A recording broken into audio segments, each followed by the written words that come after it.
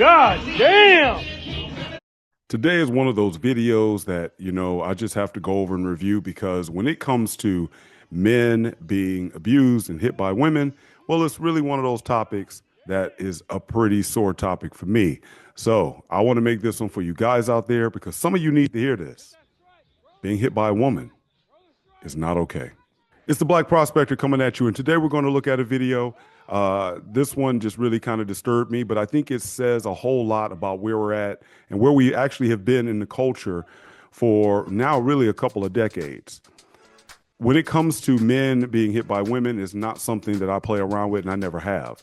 Now, I know your first reaction is, well, you shouldn't be okay with men hitting women either, and I'm not. But the fact that we just have scores of shelters and centers that are available for women in those situations, and of course I have to guard my language because I'm here on YouTube or whatever social media you're watching this on, so I'm going to try to tone it down, but hopefully you can understand what I'm saying. We have so many shelters and places of refuge that people can go to in those situations, but what about for men? Now, going back to even when I was in my Sir Simple-Lot days, back 18, 19 years old, it was something I had to deal with and I don't play around with. It's because, and I've told my sons this, that there tends to be an escalation with women when it comes to hitting a man. It starts out with first just playful banter, like, oh, you stop it. And, you kind of get one of those hard punches in the arm or whatever. And it's okay. I mean, but I always say, keep that in the back of your mind. Because one thing that usually when it happens, it's kind of a little marker to see, well, how much more can I get away with hitting them? But again, no one should, look at that as like, oh, this person is going to, do some damage because we were joking and they happened to hit me. But I did tell him, and I tell all my sons this actually, that this is one of those things where I guess what women call it microaggressions. Well, women have their microaggressions as well. And so then the next step usually is a little bit higher. And now it may start out with an argument. Whenever there's a disagreement, the woman may then begin to cry. And once the crying begins, that kind of becomes the free pass that whatever happens after this is now acceptable because I'm emotional and I'm crying. And so after the crying goes and we get to the frustration, the next level it usually goes to where it turns physical is throwing something at you. And this is where the old classic example of having the frying pan thrown at a guy or the rolling pin or the iron, etc. That it was that, oh, the husband upset her, so she took some of the domestic items and threw it at him. And I said, in today's day and age, it may be throwing a cup. And we see this in movies all the time where a woman gets upset, she throws a cup in the man's face. We still see in movies where women will slap men, and this is shown with no problem. And there's no triggering warning, there's no message, there's no disclaimer at the bottom of the screen saying, men, if you are a victim of abuse, please dial this hotline. Like we do when we discuss these topics for ladies being abused by women, or by men, excuse me. And then usually if you allow something to be thrown at you, the next level will be, again, argument, emotions. It's going to probably be a sharp object, or at the height of it all, it will usually be some kind of weapon that could be used. And that there are men taken out. And certainly if you do not survive that, there's only going to be one truth that's going to exist. And it won't be yours because you won't be here. And it's usually going to be the truth that really probably isn't the truth, but it's going to be the story that, well, he was the aggressor and I was scared. And it amazes me that the same people that would criticize and say that the police do this, that they say, oh, I feared for my life, I had to do. And people say, well, they all say that. Then I hope you still have the same heat for when many women claim that. And then the tape tells us otherwise. So in this tape, I wonder what would have happened had someone not been recording it with their phone. If they wouldn't have pulled that little bad boy out, what would the story have been? Let's say if the police got called. Would the police shown up on the scene and actually believed that, this guy got hit in the head with a bowling ball? Were there witnesses? Obviously there were, because we see what? We see people laughing and giggling. My point is that culturally, we still consider it okay for a woman to really physically assault a man.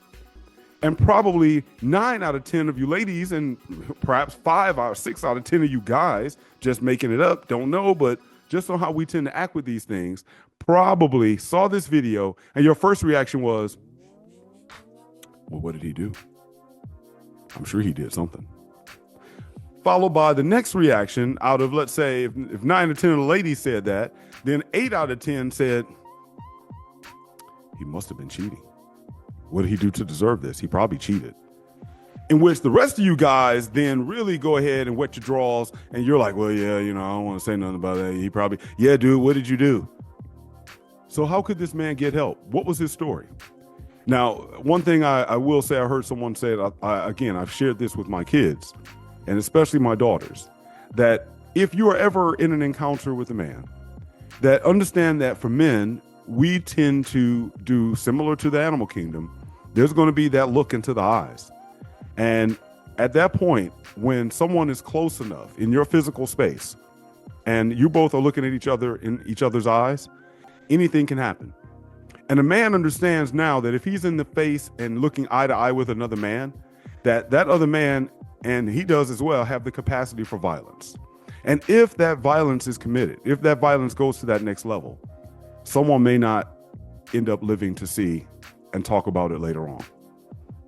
And yet oftentimes with ladies, they don't really argue. They don't go at each other like that, because it's going to be a case of, I'm heightened, I'm emotional, and oh, what did I just do? And so when we look at the reaction in this woman's case, did she not act very much like a guy? Certainly size-wise, probably if we did a tail of the tape, he had a few inches on her in height, but I bet you she had more than a few pounds on him in terms of a weight class. And if we're getting to a point now where a man and a woman can look at each other eye to eye and get ready to go toe to toe, then I guess my question is, if he would have passed the first hit, if he would have hit first, would everyone have been laughing about it? If he would have hit her first, would everyone have been like, oh, she got knocked out. Oh, she got KO'd. Oh, she got lit up. Would that have been the reaction? If he would have knocked her out, how many of the very men that are in the background laughing and recording it, how many of them would have went and said, hey, no, man, you can't be doing that to no female, man. You can't be doing that to a woman, man. But when she knocked him out with a bowling ball that very well could have killed him, and you all have been in bowling alleys. Obviously, I'm going to assume she wasn't swinging a nice 13, 14 pounder. She could have been. It looks like she had the strength to do it. But let's just say if she had maybe a 9, 10 pound ball, brought it up, clocked him with it, that could have killed him. You know how the tables and everything are in a bowling alley. He could have hit his head there. That could have killed him. He could have also hit his head on the ground and died. I hope this woman gets brought up on charges, to be honest with you. But you know what? In all odds, he's not going to file charges. And I looked up some of the stats here. So this is according to the CDC.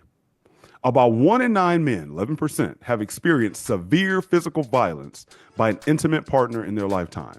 Approximately 1 in 4, 25%, have experienced some form of contact, sexual violence, physical violence, or stalking by an intimate partner. Now, I would ask this question. Probably, it may not be a lot of you guys out there, even if we go by the statistics, that have necessarily experienced what they felt was physical violence by a woman. But men, how many of you out there have been stalked? How many of you have been followed? How many of you have had a woman show up at your workplace or somewhere where she's gonna check on you and she's gonna make sure you better not be talking to another woman, or maybe she did catch you with one?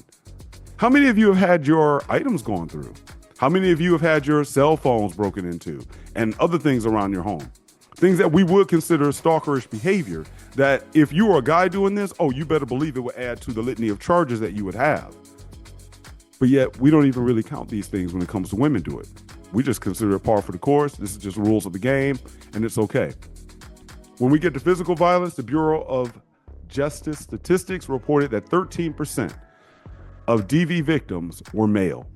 Men are less likely to report physical abuse due to stigma, social expectations, or fear of not being taken seriously. And this is what my point was.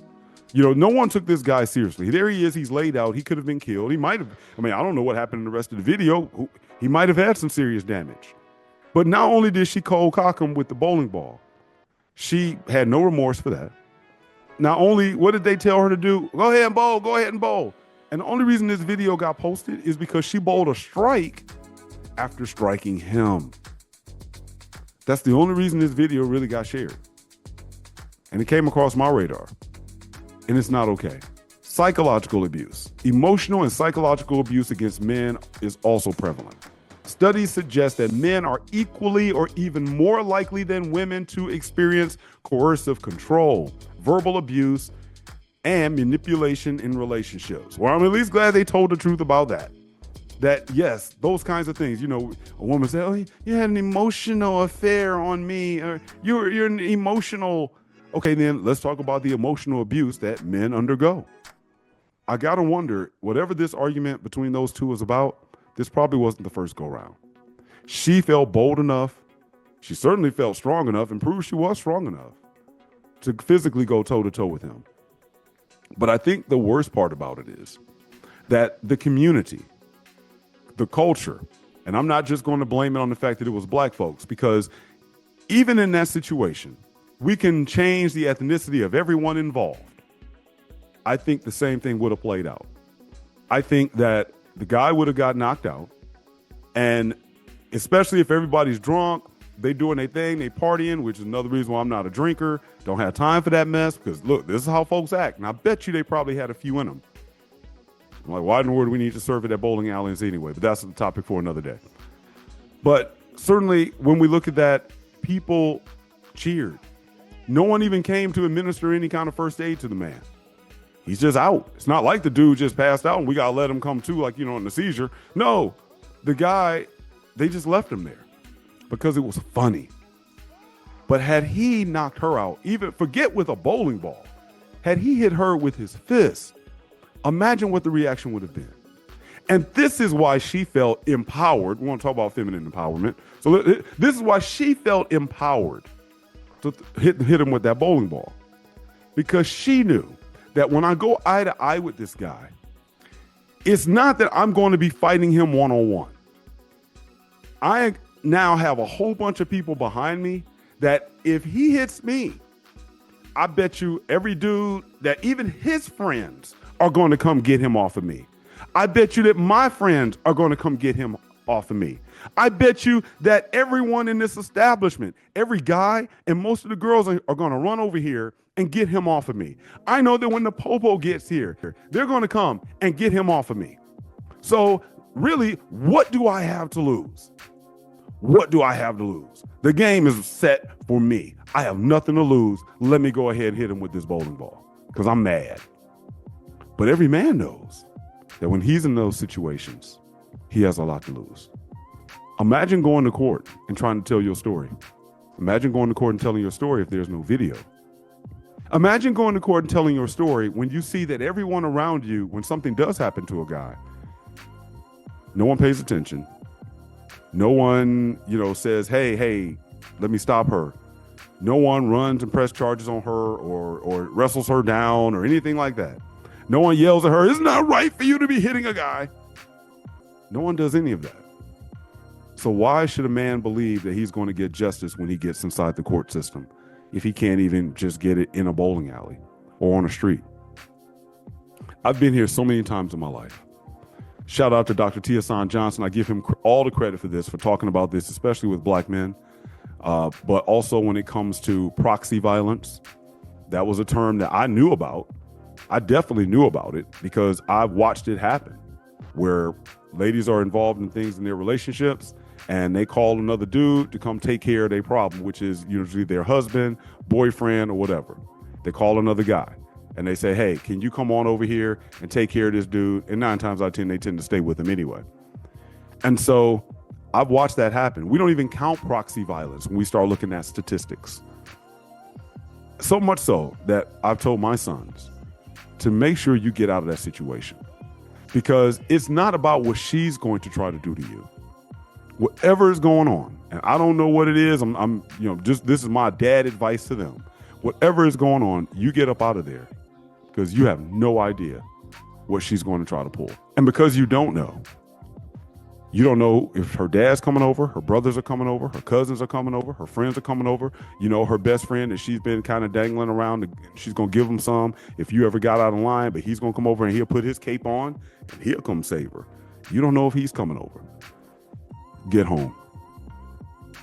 Get over here and get up under our protection.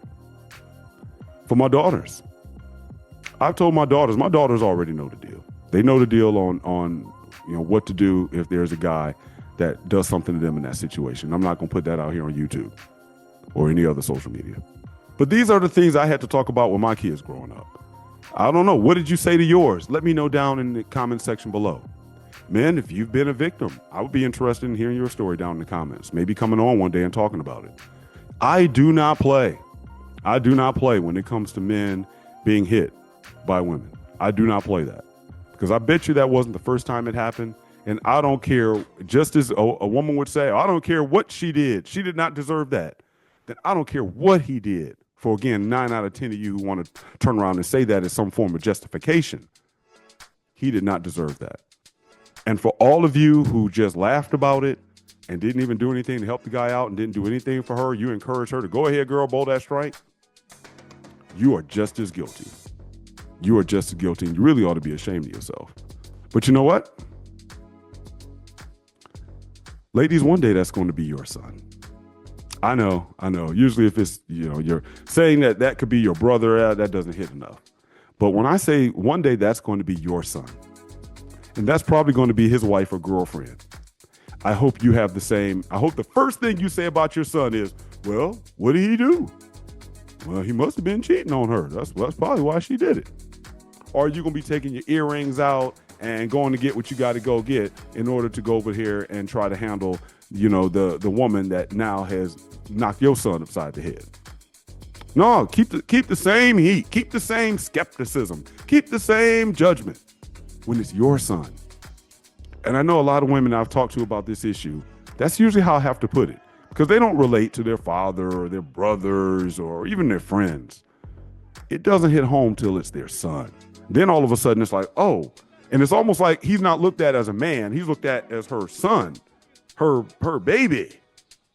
Dude, 35 years old, that's her baby. Well, now I can look at it. And what's really sad is many of them still can't be objective. They're still very subjective about it. But it's now personal to them because they don't think their baby could do anything wrong. But sometimes that's the only way that they ever see a woman actually doing anything wrong in that position. What has been your experience? This is the Prospector's Way. Like, subscribe, share the video if it had anything, and if I said anything that resonated with you, man, let me hear your story. What have you had thrown at you? Do you think I'm right? Do you think that it does escalate? Do you think the little early hits that may be for fun, have you seen them kind of get up more and more and more to where now when she's mad, she's punching you?